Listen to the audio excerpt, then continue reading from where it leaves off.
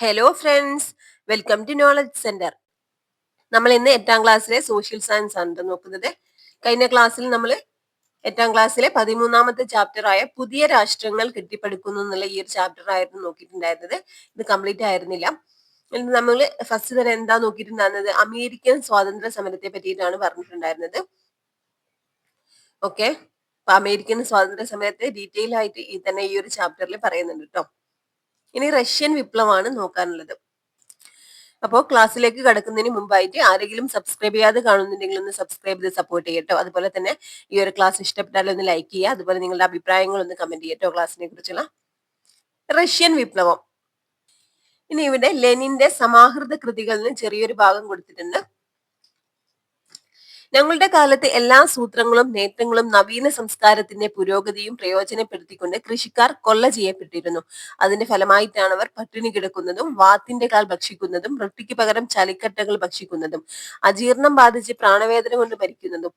അതേസമയം നിക്കോളാസ് രണ്ടാമന്റെ നേതൃത്വത്തിൽ റഷ്യൻ ഭൂപ്രഭുക്കളും മുതലാളിമാരും ഒന്നടങ്കം സമ്പത്തിൽ ആറാടുകയാണ്. അപ്പൊ റഷ്യയിലെ ആ ഒരു കാലഘട്ടത്തിലെ സാമൂഹിക സ്ഥിതിയെ പറ്റിയാണ് പറയുന്നത് കേട്ടോ. അവർ കൊള്ള ചെയ്യപ്പെട്ടിരുന്നു എന്നാണ് പറയുന്നത്. അതിന്റെ ഫലമായിട്ടാണ് അവർ പട്ടിണി കിടക്കുന്നതും വാത്തിന്റെ കാൽ ഭക്ഷിക്കുന്നതും റൊട്ടിക്ക് പകരം ചളിക്കട്ടകൾ ഭക്ഷിക്കുന്നതും അതുപോലെ അജീർണം ബാധിച്ച് പ്രാണവേദന കൊണ്ട് മരിക്കുന്നതും. അപ്പോൾ കർഷകരുടെ ജീവിതത്തിലെ ദുരിതങ്ങളെ പറ്റിയാണ് കേട്ടോ ഇതിൽ പറയുന്നത്. മുകളിൽ നൽകിയിരിക്കുന്ന വാക്കുകളിൽ നിന്നും റഷ്യയിലെ കർഷകരുടെയും സാധാരണക്കാരുടെയും ജീവിതത്തെ കുറിച്ച് എന്തെല്ലാം മനസ്സിലാക്കാം? ഓക്കെ, ഇനി ഈ സാഹചര്യങ്ങൾ എങ്ങനെയാണ് റഷ്യൻ ജനതയെ വിപ്ലവത്തിലേക്ക് നയിച്ചത്? ഇതിനെ പറ്റിയാണ് ഇനി പറയുന്നത് കേട്ടോ. സാർ ചക്രവർത്തിയും ജനകീയ സഭയും. റഷ്യയിൽ ഭരണം നടത്തിയിരുന്ന സ്വേച്ഛാധിപതികളായ ഭരണകർത്താക്കൾ സാർ ചക്രവർത്തിമാർ എന്നറിയപ്പെടുന്നു. അപ്പോൾ റഷ്യയിൽ ഭരണം നടത്തിയിരുന്ന സ്വേച്ഛാധിപതികളായ ഭരണകർത്താക്കൾ സാർ ചക്രവർത്തിമാർ എന്നറിയപ്പെടുന്നു. ഉദ്യോഗസ്ഥരെ നിയമിക്കുന്നതിനും പിരിച്ചുവിടുന്നതിനും മാത്രമല്ല ആരെയും നാടുകടത്തുന്നതിനും തടങ്കലിൽ അടയ്ക്കുന്നതിനും ചക്രവർത്തിക്ക് അധികാരമുണ്ടായിരുന്നു.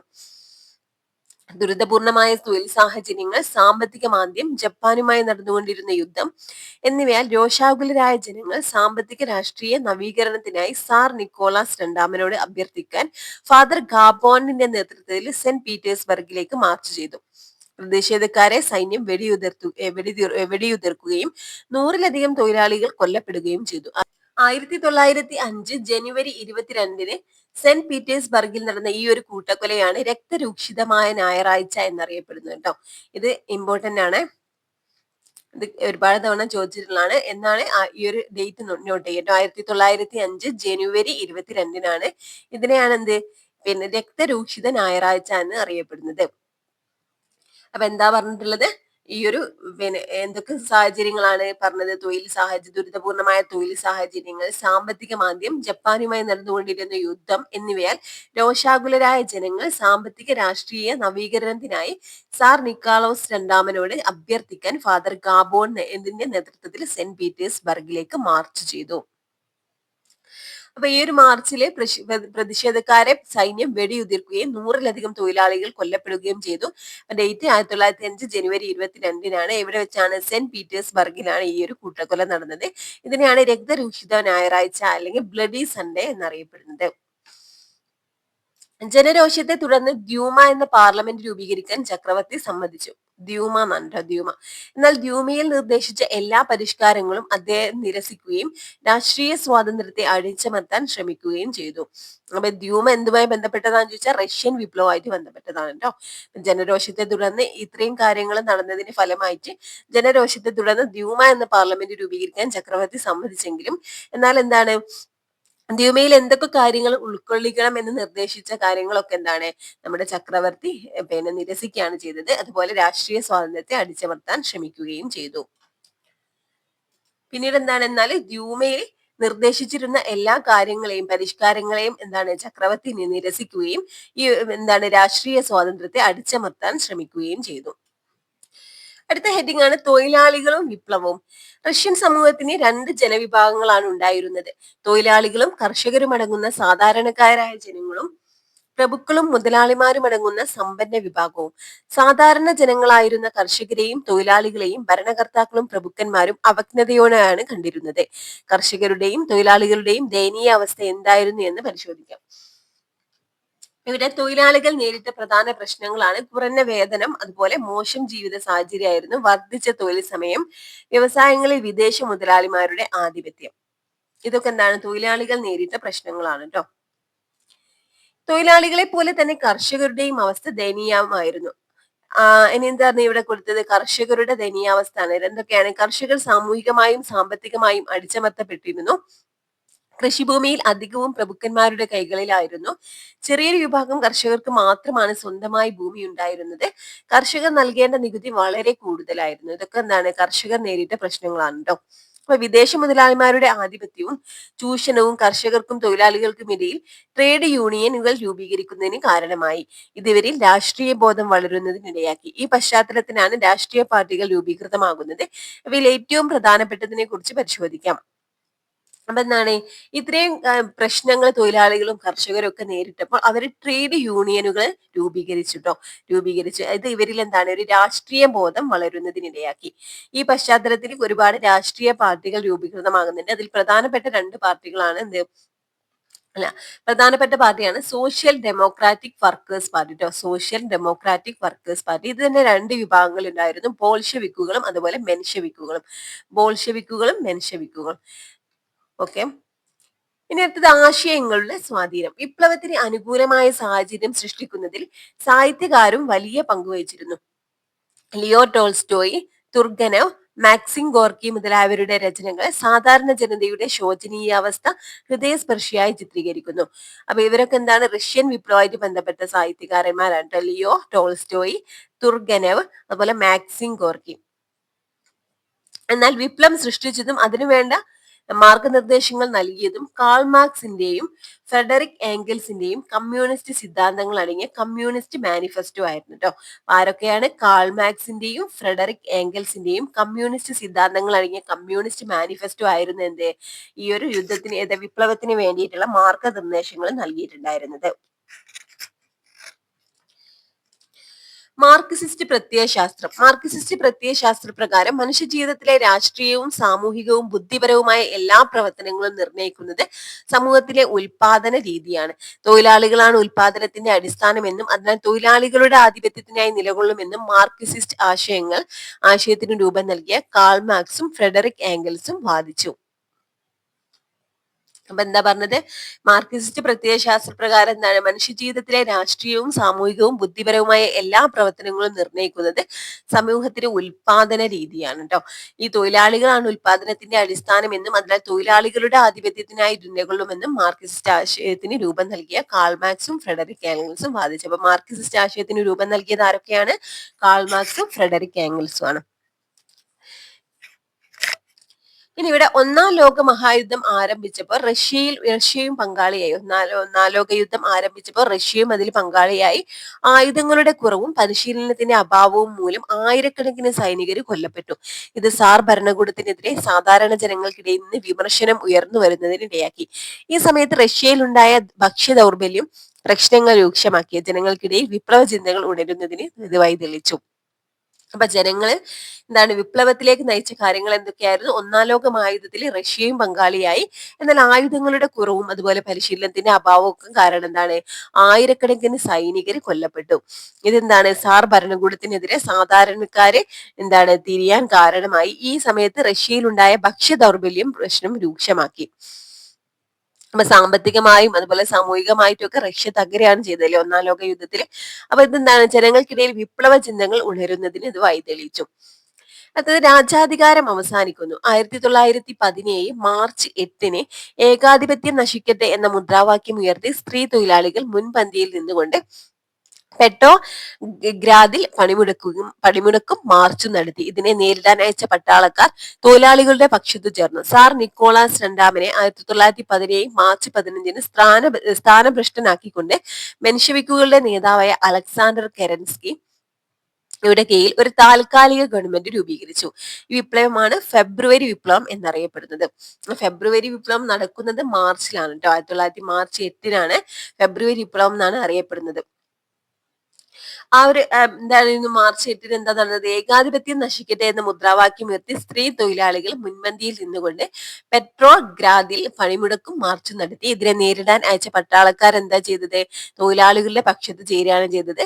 സർ നിക്കോളാസ് രണ്ടാമനെ 1917 മാർച്ച് 15-ന് സ്ഥാനഭ്രഷ്ടനാക്കിക്കൊണ്ട് മെൻഷെവിക്കുകളുടെ നേതാവായ അലക്സാണ്ടർ കെരൻസ്കിയുടെ കീഴിൽ താൽക്കാലിക ഗവൺമെന്റ് രൂപീകരിച്ചു.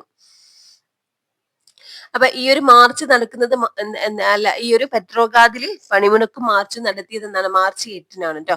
1917 മാർച്ച് 8-നാണ്. പിന്നീട് മാർച്ച് 15 ആയപ്പോഴേക്കും ഈ ഒരു അലക്സാണ്ടർ പിന്നെ എന്താ കെരൻസ്കി, അതായത് മെൻഷെവിക്കുകളുടെ നേതാവായ അലക്സാണ്ടർ കെരൻസ്കിയുടെ കീഴിൽ ഒരു താൽക്കാലിക ഗവൺമെന്റ് രൂപീകരിച്ചു. ഈ വിപ്ലവമാണ് ഫെബ്രുവരി വിപ്ലവം എന്നറിയപ്പെടുന്നത്. ഇമ്പോർട്ടന്റ് ആണ് കേട്ടോ. അത് തൊഴിലാളി വർഗം സർവാധിപത്യത്തിലേക്ക്. റഷ്യൻ വിപ്ലവത്തെ പൂർണ്ണതയിലേക്ക് എത്തിച്ചത് ബോൾഷെവിക് പാർട്ടിയുടെ നേതാവായ ലെനിൻ ആയിരുന്നു. താൽക്കാലിക ഗവൺമെന്റ് മുതലാളിമാരുടേതാണെന്നും അത് ജനങ്ങൾക്ക് സമാധാനവും ഭക്ഷണവും സ്വാതന്ത്ര്യവും അനുവദിക്കുകയില്ലെന്നും അതിനാൽ അതിന്റെ സ്ഥാനത്ത് സോവിയറ്റ് ഗവൺമെന്റ് വരണമെന്നും അദ്ദേഹം വാദിച്ചു. അദ്ദേഹം പുതിയ ആശയങ്ങൾ മുന്നോട്ട് വെച്ചു. ഇവ എന്തൊക്കെയായിരുന്നു എന്ന് പരിശോധിക്കാം. അപ്പൊ ഈ ഒരു നമ്മൾ പറഞ്ഞിട്ടുണ്ടായിരുന്നു എന്താണ്, മെൻഷെവിക്കുകളുടെ നേതാവായ അലക്സാണ്ടർ കെരൻസ്കിയുടെ കീഴിൽ ഒരു താൽക്കാലിക ഗവൺമെന്റ് രൂപീകരിച്ചു എന്നില്ലേ. എന്നാൽ അവരും നടത്തിയിരുന്ന ഒരു ഏകാധിപത്യ ഭരണമാണ് ഈ ഒരു അലക്സാണ്ടർ കെരൻസ്കിയുടെ കീഴിലും നടന്നിട്ടുണ്ടായിരുന്നത്. പിന്നീട് എന്താണ്, റഷ്യൻ വിപ്ലവത്തെ പൂർണ്ണതയിലേക്ക് എത്തിച്ചത് ബോൾഷെവിക് പാർട്ടിയുടെ നേതാവായ ലെനിൻ ആയിരുന്നു കേട്ടോ. അദ്ദേഹം എന്താണ് പറഞ്ഞത്? താൽക്കാലിക ഗവൺമെന്റ് മുതലാളിമാരുടേതാണെന്നും അത് ജനങ്ങൾക്ക് സമാധാനവും ഭക്ഷണവും സ്വാതന്ത്ര്യവും അനുവദിക്കുകയില്ലെന്നും അതിനാൽ അതിന്റെ സ്ഥാനത്ത് എന്താണ്, സോവിയറ്റുകളുടെ ഗവൺമെന്റ് വരണമെന്നും അദ്ദേഹം വാദിച്ചു. അദ്ദേഹം കൊണ്ടുവന്ന ആശയങ്ങൾ എന്തൊക്കെയായിരുന്നു? അധികാരം തൊഴിലാളി കൗൺസിലുകൾക്കാണ് അധികാരം ഉണ്ടായിരുന്നത്, അത് സോവിയറ്റുകൾക്ക്. ഭൂമി കർഷകർക്കായിരുന്നു. സമാധാനം എല്ലാവർക്കും, ഭക്ഷണം പട്ടിണി കിടക്കുന്നവർക്കും. അപ്പൊ ലെനിന്റെ ആശയങ്ങളാണിട്ടത്. എന്തൊക്കെയാണ്? അധികാരം തൊഴിലാളി കൗൺസിലുകൾക്ക്, ഭൂമി കർഷകർക്ക്, സമാധാനം എല്ലാവർക്കും, ഭക്ഷണം പട്ടിണി കിടക്കുന്നവർക്ക്. ഈ ലക്ഷ്യം നേടിയെടുക്കുന്നതിനായി രൂപീകരിച്ച സൈനിക വിഭാഗമായിരുന്നു ചുവപ്പ് കാവൽ സേന അല്ലെങ്കിൽ റെഡ് ഗാർഡ്. ബോൾഷെവിക് സംഘങ്ങൾ തപാൽ, ടെലിഫോൺ കേന്ദ്രങ്ങൾ, തീവണ്ടി സ്റ്റേഷനുകൾ, ബാങ്കുകൾ എന്നിങ്ങനെ ഗ്രാദിലെ പ്രധാന സ്ഥാപനങ്ങളെല്ലാം പിടിച്ചെടുത്തു. അതിനുശേഷം താൽക്കാലിക ഗവൺമെന്റിന്റെ ആസ്ഥാനമായ ശൈത്യകാല രാജധാനിയും കൈവശപ്പെടുത്തി. ഇതോടെ അലക്സാണ്ടർ കെരൻസ്കിയുടെ നേതൃത്വത്തിലുള്ള താൽക്കാലിക ഗവൺമെന്റ് പുറത്തായി. ഈ വിപ്ലവം ഒക്ടോബർ വിപ്ലവം എന്ന് അറിയപ്പെടുന്നു. തുടർന്ന് ലെനിൻ റഷ്യയെ തൊഴിലാളികളുടെ റിപ്പബ്ലിക്കായി പ്രഖ്യാപിക്കുകയും അദ്ദേഹത്തിന്റെ നേതൃത്വത്തിൽ ഒരു ഗവൺമെന്റ് രൂപീകരിക്കുകയും ചെയ്തു. അപ്പൊ എന്താ പറഞ്ഞിട്ടുള്ളത്? അപ്പൊ നമ്മൾ ലെനിന്റെ ആശയങ്ങൾ പറഞ്ഞു. ഈ ലക്ഷ്യങ്ങളൊക്കെ നേടിയെടുക്കുന്നതിനായി രൂപീകരിച്ച സൈനിക വിഭാഗമായിരുന്നത് ചുവപ്പ് കാവൽ സേന അല്ലെങ്കിൽ റെഡ് ഗാർഡ് കേട്ടോ. റെഡ് ഗാർഡൊക്കെ ബന്ധപ്പെട്ടത് എന്താണ്? റഷ്യൻ വിപ്ലവമായിട്ടാണ്. ഇനി ബോൾഷെവിക് സംഘങ്ങൾ തപാൽ, ടെലിഫോൺ കേന്ദ്രങ്ങൾ, അതുപോലെ തീവണ്ടി സ്റ്റേഷനുകൾ, ബാങ്കുകൾ എന്നിങ്ങനെ പെട്രോഗ്രാദിലെ പ്രധാന സ്ഥാപനങ്ങളെല്ലാം പിടിച്ചെടുത്തു. ഇതിനുശേഷം താൽക്കാലിക ഗവൺമെന്റിന്റെ ആസ്ഥാനമായ ശൈത്യകാല രാജധാനിയും കൈവശപ്പെടുത്തി. അതോടെ അലക്സാണ്ടർ കെരൻസ്കിയുടെ നേതൃത്വത്തിലുള്ള താൽക്കാലിക ഗവൺമെന്റ് പുറത്താവുകയും ഈ വിപ്ലവത്തെയാണ് ഒക്ടോബർ വിപ്ലവം എന്നറിയപ്പെടുന്നത്. അപ്പൊ അലക്സാണ്ടർ കെരൻസ്കിയുടെ നേതൃത്വത്തിലുള്ള താൽക്കാലിക ഗവൺമെന്റ് രൂപീകരിച്ചിട്ടുണ്ടായിരുന്നത് ഏത് വിപ്ലവമാണ് പറഞ്ഞിട്ടുണ്ടായിരുന്നത്? നമ്മൾ പറഞ്ഞു ഫെബ്രുവരി വിപ്ലവത്തിലാണ്.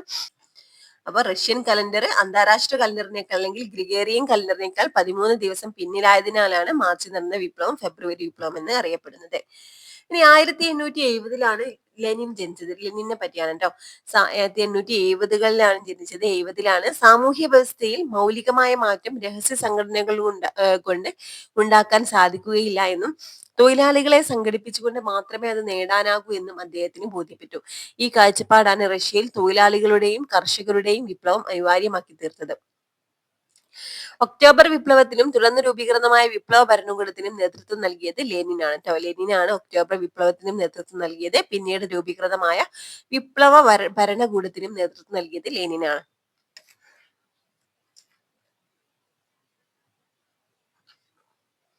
ഇനി ലെനിന്റെ ഭരണം വന്നതോടുകൂടിയുള്ള ഭരണ പരിഷ്കാരങ്ങളാണ് കേട്ടോ. എല്ലാ സ്വകാര്യ ഭൂമിയും കണ്ടുകെട്ടി അവ കർഷകർക്ക് വിതരണം ചെയ്തു. ഫാക്ടറികളുടെ നിയന്ത്രണം സോവിയറ്റുകളുടെ അല്ലെങ്കിൽ തൊഴിലാളി കമ്മിറ്റികളുടെ കയ്യിൽ ഏൽപ്പിച്ചു. റഷ്യയിലെ പ്രധാന സാമ്പത്തിക മേഖലകൾ ദേശസാൽക്കരിച്ചു. Union of Soviet Socialist Republics രൂപീകരിച്ചു. Union of Soviet Socialist Republics രൂപീകരിച്ചു. ഒന്നാം ലോക യുദ്ധത്തിൽ നിന്നും റഷ്യ പിന്മാറുകയും ചെയ്തു.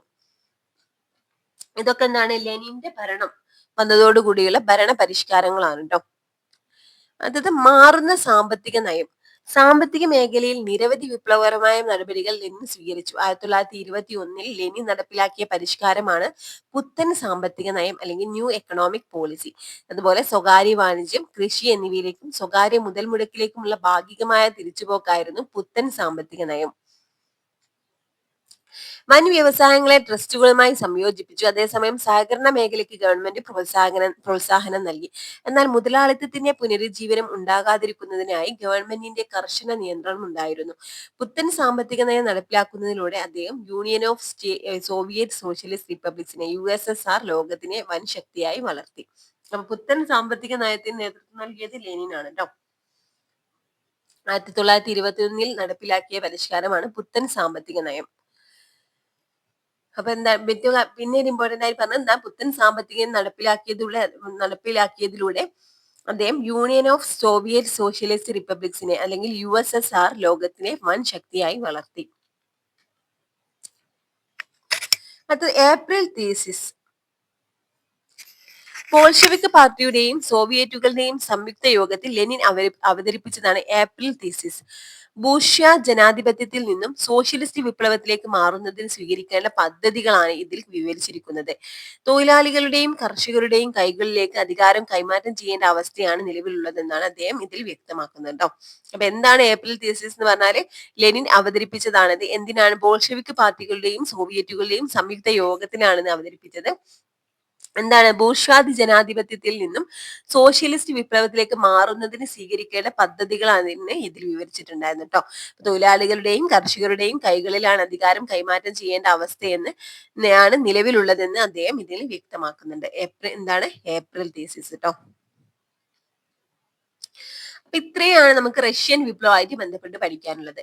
അടുത്തത് എന്താണ്? ചൈനീസ് വിപ്ലവമാണ്. അടുത്തത് വിപ്ലവ പാതയിലെ ചൈന. 2000 വർഷത്തെ യുദ്ധങ്ങളുടെയും അക്രമങ്ങളുടെയും കടുത്ത സമരത്തിന്റെയും വേദനപൂർണ്ണ ചരിത്രത്തിന് ശേഷം ചൈന അവരുടെ സ്വന്തം ജനനത്തിന്റെയും സാമൂഹിക അടിസ്ഥാനത്തിന്റെയും വൈകല്യങ്ങളെ അതിജീവിക്കുന്ന ലക്ഷണങ്ങൾ കാട്ടി തുടങ്ങിയപ്പോൾ മറ്റൊരു ദൗർഭാഗ്യം ആ രാജ്യത്തെ പിടികൂടി. ചൈനയുടെ സ്വയം വികാസത്തെ തടസ്സപ്പെടുത്തിയ സാമ്രാജ്യത്വത്തിന്റെയും വിദേശ മൂലധനത്തിന്റെയും രംഗപ്രവേശനമായിരുന്നു അത്. അത് MN റോയുടെ revolution and counter revolution in China എന്നുള്ള കൃതിയിലെ ഒരു ഭാഗമാണ് കൊടുത്തത് ട്ടോ. അതായത് 19ാം നൂറ്റാണ്ടിലെ ചൈനയിലേക്കുള്ള യൂറോപ്യരുടെ ആഗമനവും പ്രത്യാഘാതവുമാണ് MN റോയിൽ മുകളിൽ സൂചിപ്പിക്കുന്നത്. ഈ പ്രശ്നങ്ങളെ ചൈന എങ്ങനെയാണ് നേരിട്ടത് എന്ന് പരിശോധിക്കാം. വ്യാപാരത്തിലൂടെ അധികാരത്തിലേക്ക് യൂറോപ്യൻ ശക്തികളുടെ ഇന്ത്യയിലേക്കുള്ള വരവും അവരുടെ ആധിപത്യവും സംബന്ധിച്ച് നമുക്കറിയാം. ഇതുപോലെ കച്ചവട താല്പര്യവുമായി വിദേശ ശക്തികൾ ചൈനയിലും എത്തിയിരുന്നു. കറുപ്പ് വ്യാപാരത്തിലൂടെയായിരുന്നു യൂറോപ്യൻ വ്യാപാരികൾ ചൈനയിൽ നിന്ന് വൻതോതിൽ ലാഭം നേടിയത്. ഇപ്പൊ കറുപ്പ് എന്ന് പറഞ്ഞാൽ ലഹരി പദാർത്ഥം അല്ലെ. ലഹരി പദാർത്ഥമായ കറുപ്പിന്റെ ഉപയോഗം വളരെ പെട്ടെന്ന് ചൈനയിൽ വ്യാപകമായത് ചൈനയിലെ ജനതയുടെ ആരോഗ്യത്തെയും രാജ്യത്തിന്റെ സമ്പത്തിനെയും ബാധിച്ചു. ഇതിനെ തുടർന്ന് ചൈനയും ബ്രിട്ടനും തമ്മിലുണ്ടായ യുദ്ധം കറുപ്പ് യുദ്ധം എന്ന പേരിൽ അറിയപ്പെടുന്നു. ഈ യുദ്ധത്തിൽ ചൈന പരാജയപ്പെട്ടു. തുടർന്ന് നാങ്കിങ് ഉടമ്പടി പ്രകാരം ചൈനയിലെ പ്രധാന തുറമുഖങ്ങളായ കാൻഡൻ, അമോയ്, നിങ്പോ, ഷാങ്ഹായ് എന്നിവ വിദേശ വ്യാപാരത്തിനായി തുറന്നുകൊടുത്തു. അപ്പൊ ഇന്ത്യയിലേക്ക് വിദേശ ശക്തികളെ കച്ചവട താല്പര്യവുമായിട്ട് വന്നതുപോലെ തന്നെ എന്താണ് ചൈനയിലേക്കും എത്തിയിട്ടുണ്ടായിരുന്നു. അപ്പൊ കറുപ്പ് വ്യാപാരത്തിലൂടെയാണ് യൂറോപ്യൻ വ്യാപാരികൾ ചൈനയിൽ നിന്ന് വൻതോതിൽ ലാഭം നേടിയത്.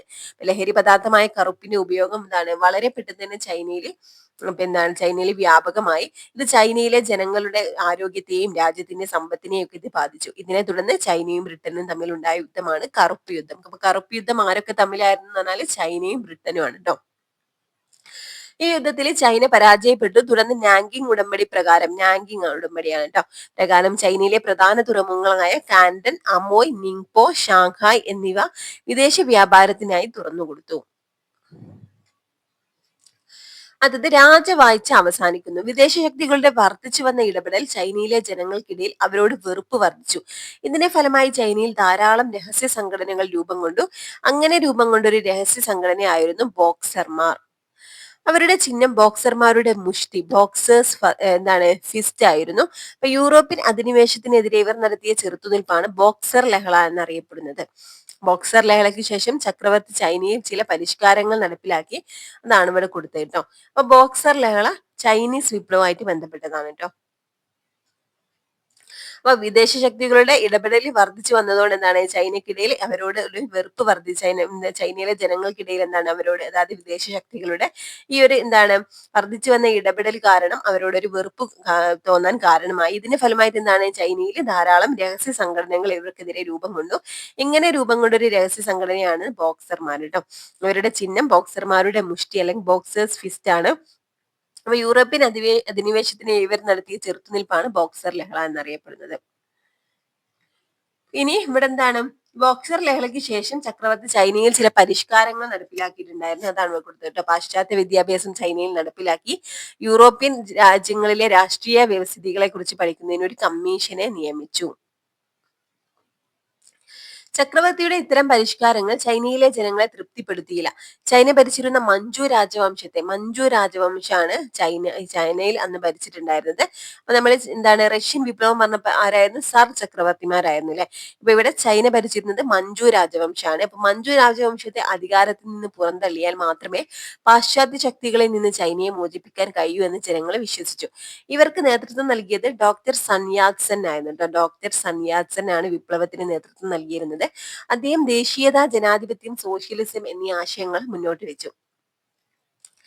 ഈ ലക്ഷ്യം സാക്ഷാത്കരിക്കുന്നതിനാണ് കുമിന്താങ് പാർട്ടി രൂപീകരിച്ചത്. 1911 വിപ്ലവത്തെ തുടർന്ന് മഞ്ചു രാജവംശത്തെ അധികാരത്തിൽ നിന്ന് പുറത്താക്കുകയും ഒരു റിപ്പബ്ലിക്കൻ ഗവൺമെന്റിന് രൂപം നൽകുകയും ചെയ്തു. എന്നാൽ പിൽക്കാലത്ത് സന്യാസൻ പ്രസിഡന്റ് സ്ഥാനം ഒഴിയുകയും യുവാൻഷി കെ അധികാരത്തിലേറുകയും ചെയ്തു.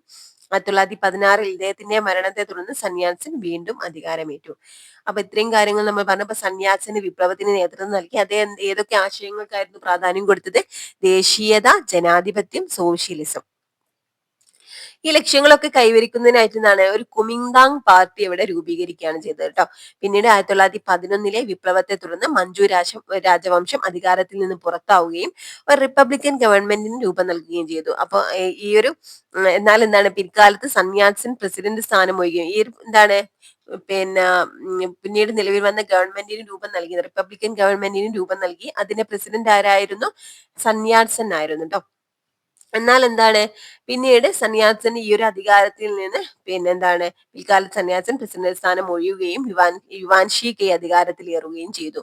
പിന്നീട് ഈ യുവാൻഷി കെ 1916 അദ്ദേഹം മരണപ്പെട്ടതിനെ തുടർന്ന് സന്യാസൻ വീണ്ടും അധികാരമേറ്റു. ഡോക്ടർ സന്യാസനെ പറ്റി പറഞ്ഞിട്ടുണ്ട്. പാശ്ചാത്യ വിദ്യാഭ്യാസം നേടിയ സന്യാസൻ വൈദ്യശാസ്ത്ര പഠനം പൂർത്തിയാക്കി. ഒരു സാമൂഹിക പരിഷ്കർത്താവാകണം എന്ന് അദ്ദേഹം ആഗ്രഹിച്ചു. എന്നാൽ ചൈനയിൽ സാമൂഹിക പരിഷ്കരണത്തിന് സാധ്യതയില്ല എന്ന് മനസ്സിലാക്കിയ അദ്ദേഹം പുരോഗമന റിപ്പബ്ലിക് സ്ഥാപിക്കുന്നതിനായി ചൈന പുനരുജ്ജീവന സംഘം സ്ഥാപിച്ചു. ഇത് പിന്നീട് കുമിങ്താങ് പാർട്ടിയായി മാറി. ചൈനീസ് വിപ്ലവത്തിന്റെ പിതാവായിട്ടാണ് അദ്ദേഹം അറിയപ്പെടുന്നത്. അപ്പൊ ചൈനീസ് വിപ്ലവത്തിന്റെ പിതാവ് എന്നറിയപ്പെടുന്നത് ഡോക്ടർ സന്യാസൻ ആണ് കേട്ടോ. അദ്ദേഹം നേതൃത്വം നൽകിയ പാർട്ടിയാണ് എന്ത്? Kuomintang party. അത് ജനകീയ ചൈന. റഷ്യ കമ്മ്യൂണിസ്റ്റ് വിപ്ലവത്തെ കുറിച്ച് നമ്മൾ പറഞ്ഞു. റഷ്യൻ കമ്മ്യൂണിസ്റ്റ് ആശയങ്ങൾ ചൈനയിലും പ്രചരിക്കാൻ തുടങ്ങി. കർഷകർക്കും തൊഴിലാളികൾക്കും ഇടയിൽ സ്വാധീനമുണ്ടാക്കാൻ 1921 മാവോ സേതുങ്ങിന്റെ നേതൃത്വത്തിൽ രൂപീകരിച്ച ചൈനീസ് കമ്മ്യൂണിസ്റ്റ് പാർട്ടിക്ക് കഴിഞ്ഞു. റഷ്യ ചൈനയുടെ വിവിധ മേഖലകളിലെ പുരോഗതിക്കായി കുമിങ്താങ് റിപ്പബ്ലിക്കിനെ സഹായിച്ചിരുന്നു. കമ്മ്യൂണിസ്റ്റുകളുമായി അടുത്ത ബന്ധം പുലർത്തിയിരുന്ന സന്യാസൻ 1925 മരണപ്പെട്ടു. പിന്നീട് സന്യാസന്റെ മരണത്തെ തുടർന്ന് അധികാരത്തിലെത്തിയ ചിയാങ് കൈഷക്ക് കൽക്കരി, ഇരുമ്പ് എന്നിവയുടെ ഉൽപാദനം, ബാങ്കിംഗ്, ഇൻഷുറൻസ്, വിദേശ വ്യാപാരം എന്നിവ വിദേശ ശക്തികൾക്ക് തുറന്നുകൊടുത്തു. തൽഫലമായി എല്ലാ മേഖലകളും വിദേശ ശക്തികൾ നിയന്ത്രിച്ചു. ഇതിലൂടെ അവർ വൻതുക ചൈനയിൽ നിന്ന് കൈവശപ്പെടുത്തി. ഈ നയങ്ങളെ മാവോ സേതുങ്ങിന്റെ നേതൃത്വത്തിലുള്ള കമ്മ്യൂണിസ്റ്റ് പാർട്ടി എതിർത്തു. ചുവപ്പ് സേന, റെഡ് ആർമി ഇത്തരം ചെറുത്തുനിൽപ്പുകൾക്ക് നേതൃത്വം നൽകി. 1934 കർഷകരുടെയും തൊഴിലാളികളെയും സംഘടിപ്പിച്ചുകൊണ്ട് മാവോ സേതുങ് തന്റെ പ്രസിദ്ധമായ ലോങ് മാർച്ച് സംഘടിപ്പിച്ചു. അതിന്റെ സവിശേഷതകൾ എന്തെല്ലാമെന്ന് നോക്കാമെന്ന് പറയുന്നുണ്ട്. അപ്പൊ സന്യാസൻ 1925 മരണപ്പെട്ടതിനെ തുടർന്നുണ്ടായ കാര്യമാണ്. പിന്നീട് അധികാരത്തിൽ വന്നത് ആരാണ്? ചിയാങ് കൈഷക്കാണ് കേട്ടോ. ചിയാങ് കൈഷക്കാണ് അധികാരത്തിൽ വന്നത്. അദ്ദേഹം എന്തൊക്കെയാ ചെയ്തത്? കൽക്കരി, ഇരുമ്പ് എന്നിവയുടെ ഉൽപാദനം, ബാങ്കിംഗ്, ഇൻഷുറൻസ്, വിദേശ വ്യാപാരം എന്നിവ വിദേശ ശക്തികൾക്ക് തുറന്നുകൊടുത്തു. ഇതിന്റെ ഫലമായിട്ട് എല്ലാ മേഖലകളും വിദേശ ശക്തികളെ നിയന്ത്രിക്കാൻ തുടങ്ങി. ഇതിലൂടെ അവർ വൻതുക ചൈനയിൽ നിന്ന് കൈവശപ്പെടുത്തി. ഈ നയങ്ങളെ മാവോ സേതുങ്ങിന്റെ നേതൃത്വത്തിലുള്ള കമ്മ്യൂണിസ്റ്റ് പാർട്ടി എതിർത്തു. ചുവപ്പ് സേന ഇത്തരം ചെറുത്തുനിൽപ്പുകൾക്ക് നേതൃത്വം നൽകി. 1934 കർഷകരുടെയും തൊഴിലാളികളെയും സംഘടിപ്പിച്ചുകൊണ്ട് മാവോ സേതുങ് തന്റെ പ്രസിദ്ധമായ ലോങ് മാർച്ച് സംഘടിപ്പിച്ചു. ലോങ് മാർച്ച് ചൈനീസ് വിപ്ലവമായിട്ട് ബന്ധപ്പെട്ടാണ് കേട്ടോ. 1934 നടക്കുന്നത്. ആരുടെ നേതൃത്വത്തിലാണ്? മാവോ സേതുങ്ങിന്റെ നേതൃത്വത്തിലാണ്. ഇതിന്റെ സവിശേഷതകൾ എന്തെല്ലാമായിരുന്നു എന്ന് ഈ ഒരു ചിത്രത്തിലൂടെ നമുക്ക് കാണാൻ പറ്റുന്നതാണ് കേട്ടോ. അപ്പൊ മാവോ സേതുങ്ങിനെ പറ്റി എന്ത് ഇവിടെ കൊടുത്തു നോക്കാം. 1893 ഡിസംബർ 26-ന് മാവോ ഇച്ചാങ്ങിന്റെയും പെൻകി മേയുടെയും പുത്രനായി ഷാവോ ഷെനിൽ ജനിച്ചു. ചൈനീസ് കമ്മ്യൂണിസ്റ്റ് പാർട്ടിയുടെ സ്ഥാപക അംഗങ്ങളിൽ ഒരാളായിരുന്നു. ലോങ് മാർച്ചിന് നേതൃത്വം നൽകിയ ഇദ്ദേഹം പീപ്പിൾസ് റിപ്പബ്ലിക് ഓഫ് ചൈനയുടെ സ്ഥാപകനാണ് കേട്ടോ. പീപ്പിൾസ് റിപ്പബ്ലിക് ഓഫ് ചൈനയുടെ സ്ഥാപകൻ ആരാന്ന് ചോദിച്ചാൽ അദ്ദേഹമാണ് കേട്ടോ, മാവോ സേതുങ് ആണ്. സാക്ഷരത, സ്ത്രീകളുടെ അവകാശങ്ങൾ, ആരോഗ്യ സംരക്ഷണം എന്നിവ മെച്ചപ്പെടുത്തിക്കൊണ്ട് ചൈനയെ ലോകരാജ്യങ്ങൾക്കിടയിൽ മുൻനിരയിൽ എത്തിക്കാൻ അദ്ദേഹത്തിന് കഴിഞ്ഞു. അപ്പോ എന്താണ് 11 പ്രവിശ്യകളിലെ പ്രഭുക്കന്മാരിൽ നിന്നും കൃഷിയിടങ്ങൾ മോചിപ്പിച്ച് കർഷകർക്ക് നൽകിയിട്ടുണ്ട് ഈ ഒരു ലോങ് മാർച്ചിലൂടെ. അപ്പോ എന്താണ് കിയാങ്സിയിൽ തുടങ്ങി ഷെൻസി വരെ എന്താണ് ഈ ഒരു ലോങ് മാർച്ച് നടന്നിട്ടുണ്ട്. എവിടെ നിന്നാണ് ലോങ് മാർച്ച് ആരംഭിച്ചത്? കിയാങ്സിയിൽ നിന്നാണ്. ലോങ് മാർച്ച് അവസാനിപ്പിച്ചത് എവിടെയാണ്? ഷെൻസിയിലാണ്. ആകെ എത്ര പ്രവിശ്യകളിലൂടെ കടന്നുപോയി എന്നാ പറയുന്നത്? 11 പ്രവിശ്യകളിലൂടെയാണ് കടന്നു പോയിട്ടുള്ളത് അല്ലെ. അപ്പൊ ഈ ഒരു ലോങ് മാർച്ച് നടക്കുന്നത് 1934-35 കാലഘട്ടത്തിലാണ് കേട്ടോ. അപ്പൊ 11 പ്രവിശ്യകൾ എന്നാണ്. 11 പ്രവിശ്യകളിലെ പ്രഭുക്കന്മാരിൽ നിന്നും കൃഷിയിടങ്ങൾ മോചിപ്പിച്ച് കർഷകർക്ക് നൽകുകയും ചെയ്തു. ഇനി 1949 ഏപ്രിൽ 21-ന് കുമിന്താങ് ഗവൺമെന്റിന്റെ തലസ്ഥാനമായിരുന്ന നാങ്കിങ് ചുവപ്പ് സേന പിടിച്ചെടുത്തു. തുടർന്ന് ഒക്ടോബർ 1-ന് മാവോ സേതുങ്ങിന്റെ നേതൃത്വത്തിൽ ചൈനയെ ജനകീയ റിപ്പബ്ലിക്കായി പ്രഖ്യാപിച്ചു. 1949 ഏപ്രിൽ 21-ന് കുമിന്താങ് ഗവൺമെന്റിന്റെ തലസ്ഥാനമായിരുന്ന നാങ്കിങ് ചുവപ്പ് സേന പിടിച്ചെടുക്കും. പിന്നീട് എന്താണ് 1941 ഒക്ടോബർ 1-ന് മാവോ സേതുങ്ങിന്റെ നേതൃത്വത്തിൽ ചൈനയെ ജനകീയ റിപ്പബ്ലിക്കായി പ്രഖ്യാപിച്ചു. 1949 ഒക്ടോബർ 1-നാണ് ചൈന ജനകീയ റിപ്പബ്ലിക്കായി മാറിയത് കേട്ടോ. ഇമ്പോർട്ടന്റ് ആണ്. ഇനി എന്താ, മാവോ സേതുങ്ങിന്റെ നേതൃത്വത്തിൽ നിരവധി സാമ്പത്തിക പരിഷ്കാരങ്ങൾ ചൈനയിൽ നടപ്പിലാക്കി. അവ മഹത്തായ മുന്നോട്ടുള്ള കുതിച്ചുചാട്ടം എന്ന പേരിൽ അറിയപ്പെടുന്നു. ആരുടെ നേതൃത്വത്തിലുള്ള പിന്നെന്താണ് പരിഷ്കരണങ്ങളെയാണ് മഹത്തായ മുന്നോട്ടുള്ള കുതിച്ചുചാട്ടം എന്നറിയപ്പെടുന്നത്? മാവോ സേതുങ്ങിന്റെ നേതൃത്വത്തിൽ നടന്നിട്ടുള്ള നിരവധി സാമ്പത്തിക പരിഷ്കാരങ്ങളാണ് കേട്ടോ എന്ത് മഹത്തായ മുന്നോട്ടുള്ള കുതിച്ചുചാട്ടം, ദ ഗ്രേറ്റ് ലീപ്പ് ഫോർവേഡ് എന്ന പേരിൽ അറിയപ്പെടുന്നത്. ഇത്തരത്തിലുള്ള നടപടികളിലൂടെ ലോകരാജ്യങ്ങൾക്കിടയിൽ ചൈന സുപ്രധാന ശക്തിയായി വളർന്നു. ഇനി വിപ്ലവത്തിന്റെ ഫലമായുള്ള കാര്യങ്ങൾ അവിടെ കൊടുത്തു കേട്ടോ. ചൈന ജനകീയ റിപ്പബ്ലിക്കായി മാറി. ചൈനയിൽ വിദേശാധിപത്യം അവസാനിച്ചു. കൃഷിഭൂമി കർഷകർക്ക് ലഭിച്ചു. ലോകരാജ്യങ്ങൾക്കിടയിൽ സോഷ്യലിസ്റ്റ് ആശയങ്ങൾ വ്യാപകമാകുന്നതിനും കാരണമായി. ഇതൊക്കെ എന്താണ്? ചൈനയുടെ വിപ്ലവത്തിന്റെ ഫലങ്ങളാണ്. സാമ്രാജ്യത്വ മുതലാളിത്ത ശക്തികൾ ലോകരാജ്യങ്ങൾക്കിടയിൽ നടത്തിയ ഇടപെടലിന്റെ ഭാഗമായി സ്വാതന്ത്ര്യം നിഷേധിക്കപ്പെട്ട ജനത നടത്തിയ ചെറുത്തുനിൽപ്പുകളെ കുറിച്ചാണ് അധ്യായത്തിൽ നമ്മൾ ചർച്ച ചെയ്തത്. ഈ വിപ്ലവങ്ങൾ ജനാധിപത്യം, സോഷ്യലിസം എന്നീ ആശയങ്ങൾ ലോകരാജ്യങ്ങൾക്കിടയിൽ ആഴത്തിൽ വേരൂന്നുന്നതിന് സഹായിച്ചു. വിപ്ലവ കാലഘട്ടത്തിന് ഉയർന്നു വന്ന ആശയങ്ങളും ചിന്താധാരകളും ആധുനിക ലോകത്തിന്റെ വളർച്ചയ്ക്ക് കാരണമായി. അപ്പൊ ഇത്രയാണ് ഒരു ചാപ്റ്ററിൽ വളരെ ഇമ്പോർട്ടന്റ് ഉള്ള ഒരു ചാപ്റ്റർ ആണ് കേട്ടോ ഇത്. ഓക്കെ, അപ്പൊ ഈ ഒരു ക്ലാസ് നിങ്ങൾക്ക് യൂസ്ഫുൾ ആയിട്ടുണ്ടെങ്കിൽ ഒന്ന് ലൈക്ക് ചെയ്യുക. അതുപോലെ നിങ്ങളുടെ ഫ്രണ്ട്സിനൊക്കെ ഒന്ന് ഷെയർ ചെയ്ത് കൊടുക്കുക കേട്ടോ. അതുപോലെ നിങ്ങൾ ക്ലാസ്സിനെ കുറിച്ചുള്ള അഭിപ്രായങ്ങൾ മസ്റ്റ് ആയിട്ടും കമന്റ് ചെയ്യണേ. Okay friends, thank you.